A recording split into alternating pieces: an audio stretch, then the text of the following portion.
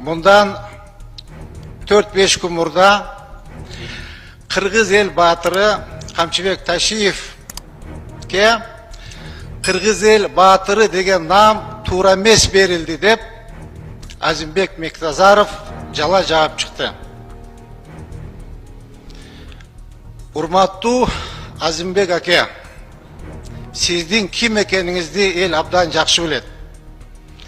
Сиз сарсаана болуп кыжаат болбоңуз, ичиңиз күйбөсүн. Кара ниеттик, кара санатайлыктын чеги болот. Камчыбек Ташиевке Кыргыз эл баатыры деп эл эчак эле 12 жыл мурда берип койгон. Урматтуу коллегалар, ушул жерде 2010 жылкы июнь окуясында катышкан көптөгөн биздин депутаттар отурат. Баарын биз билебиз, кандай болгонун, ким качып кеткенин, ким эл менен бирге жүргөнүн биз билебиз. 2010 жылкы июнь окуясы боюнча Бекназаров Азимбек, Исмаил Исаков түздөн түз күнөөлүү. Түздөн түз күнөөлүү. Анткени убактылуу өкмөттүн мүчөсү, убактылуу өкмөттүн орун басары, күч түзүмдөрүн жетектеп турган Азимбек Мекназаров, коргоо министри Ош, Жалал-Абад, Баткен областында өкүлү болуп турган Исмаил Исаков. Урматтуу коллегалар, бул жерде убактылуу өкмөттүн мүчөлөрү, ошонун ичинде Азимбек Мекназаров, Исмаил Исаков, булар чыккынчылар, саткындар керек болсо. Булар элди, тынч жаткан элди, кылымдар бою жашап келген элди, Кыргыз менен өзбек элин бири-бирине тукуруп, уруш чыгарышты, жаңжал чыгарышты. Бул деген булардын эң гана бир максаты Бакиевдин бийлигин биротоло жок кылып, Бакиевди талкалап, анын бийлигин тоноп алып, жок кылыш керек болчу. Мына булардын ою ушундай болгон. Мына ошол жерде отурган депутаттар бардыгы билет.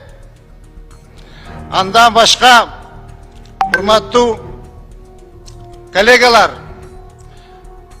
Азимбек Бекназаров айтты, Камчыбек Ташиев качып кетти деп. Мына эл турат, журт турат. Эгер эркек болсо, элдин алдына барсын, элди топтоп берели. Ким эл менен жүрдү, ким качып кетти. Мен ошол жерде чындыкты айтпасам болбойт, урматтуу депутаттар. Ошол жерде мен башынан баштап этегине чейин чогуу жүрдүм.